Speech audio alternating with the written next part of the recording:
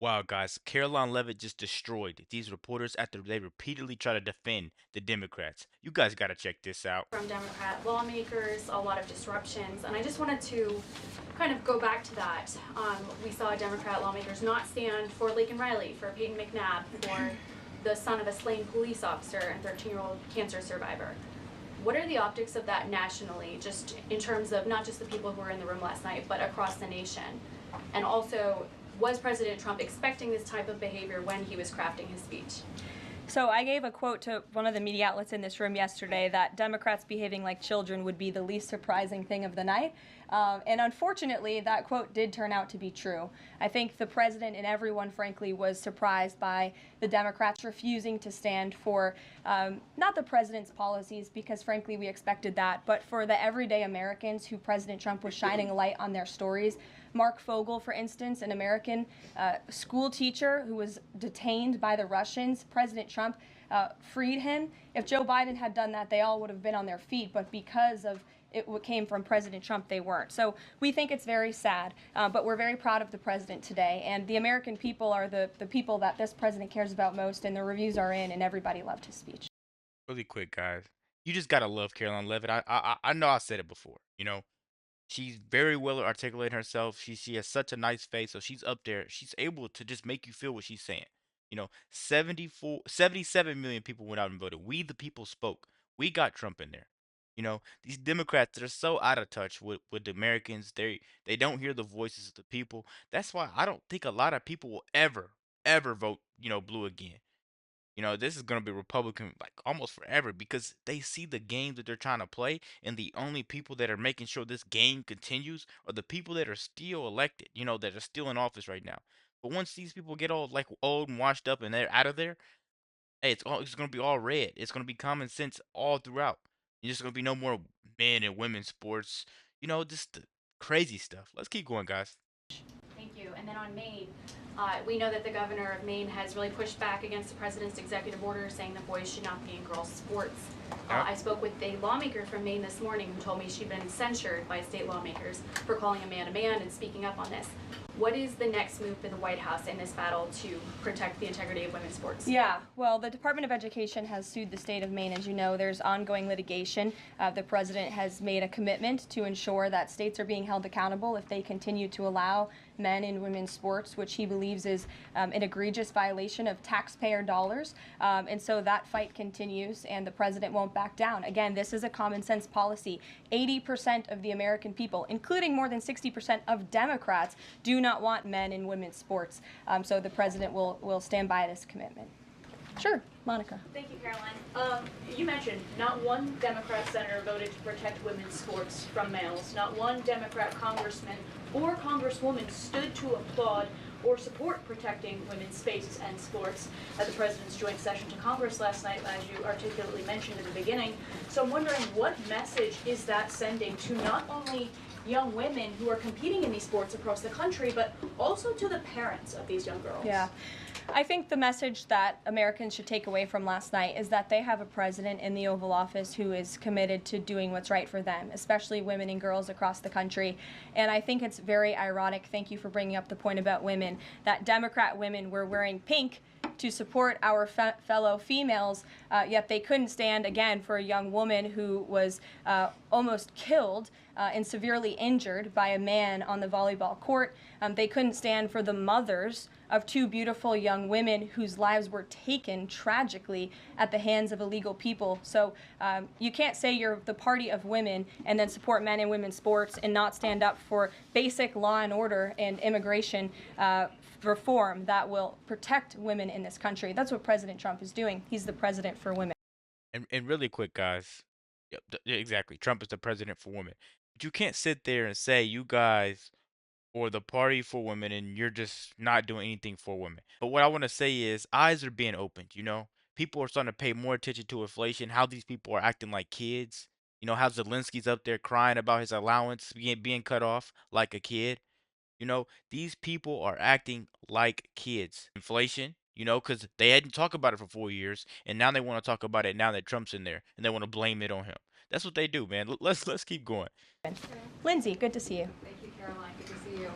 So, speaking of tariffs, China said yesterday that they're ready for any kind of war with the U.S.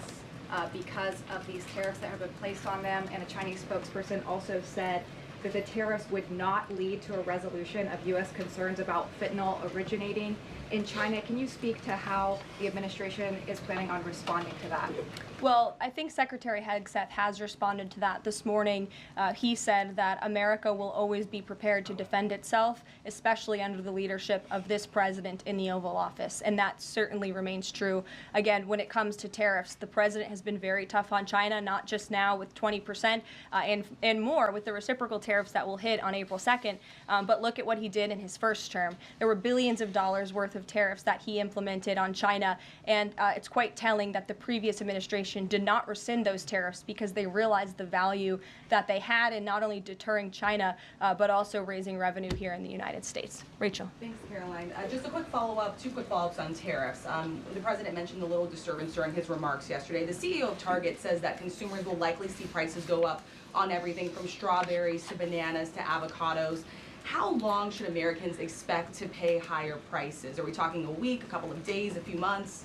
Again, I don't have a crystal ball, but what I can assure the American people is that this president and this administration is doing everything they can. And I would remind you and everybody else in this room that it's because of the previous administration's economic policies that Americans were left with record high inflation. Inflation throughout Joe Biden's entire 48 months in office was at or above 3%. It hit record highs, as you know. And there's a whole list of what the Biden economic disaster this president was left to clean up. It's been a month, but he's working hard every single day to do just that. Just one quick follow-up on the carve-out. Sorry to cut you off there. The U.S. imported $43 million worth of eggs from Canada. I know you mentioned some of the exemptions when it comes to automakers. Will there be any other carve-outs, including for eggs? We know prices are soaring for Americans. The president is open to hearing about additional exemptions. He always has open dialogue, and he'll always do, I just said that to you guys. They're worried about the price of eggs now. They weren't worried about the price of eggs when Biden was in office. The Democrats, their eyes are just closed, and everybody around the world eyes are open. what's right, what he believes is right for the American people. But again, as for the egg crisis in this country, the president is wholeheartedly committed to ensuring we're increasing our egg supply, and we're also bringing down cost. And Secretary Rollins has been all over this issue. She comes from an agricultural background and family. That's why she's leading that very important department. She wrote an amazing op-ed in the Wall Street Journal. She's been all over the media talking about her plan. She has a real plan. The president endorses it. And he even, gave her an off-the-prompter shout-out last night to say, Brooke, I'm counting on you. It's an important issue. And this White House is working with Secretary of Agriculture every single day to address this issue. Sure. Jordan. Thanks, Caroline. So, what does it say that the Democrats, while they couldn't stand for Americans or stand for victims, they stood for war and clapped for war and clapped for 5 more years of war? Yeah, the president addressed that last night, I think, when he called out Senator Elizabeth Warren and said that, again, as I said in my opening speech, very telling that the Democrats refused to clap for American people and American interests and American priorities, but they did clap for the country of Ukraine, which, by the way, the president's working very hard to end that war. So Democrats should be applauding him for actually doing something about it. Follow up on that if I can. You've spoken recently about how what happened in the Oval Office last week gave Americans an inside look into behind-the-scenes discussions with Zelensky. Is this how he treated Joe Biden and just treated him disrespectfully and received billions of dollars? Well, it's a very interesting question. I don't know if anybody in here asked my predecessor who stood at this podium about that, but there was a report from NBC News that President Biden also got increasingly frustrated with President Zelensky when he was handing out blank checks and President Zelensky kept asking for more. Joe Biden was quite frustrated with that. So again, as I've said repeatedly, Friday revealed the frustrations that this administration has had in closed-door negotiations with the Ukrainians. However, President Zelensky did put out a statement yesterday, which we believe is a positive step forward. And National Security Advisor Mike Waltz has been talking to his Ukrainian counterparts. And so we're in the midst of this, and we'll see what happens next. Caitlin. Guys, so basically, Zelensky tried to bully Biden and got away with it. He didn't try any of that stuff with Trump. The moment he tried it, it got shut down, and he was just kicked out. So now he's trying to kiss the ring and trying to get back in good ties with Trump so he can at least get $1 million now. He's just trying to get one more shopping spree in. Let me know what you guys think about this quick video. Be sure to like, comment, subscribe if you're new. And as always, let me know what you react to. We're out.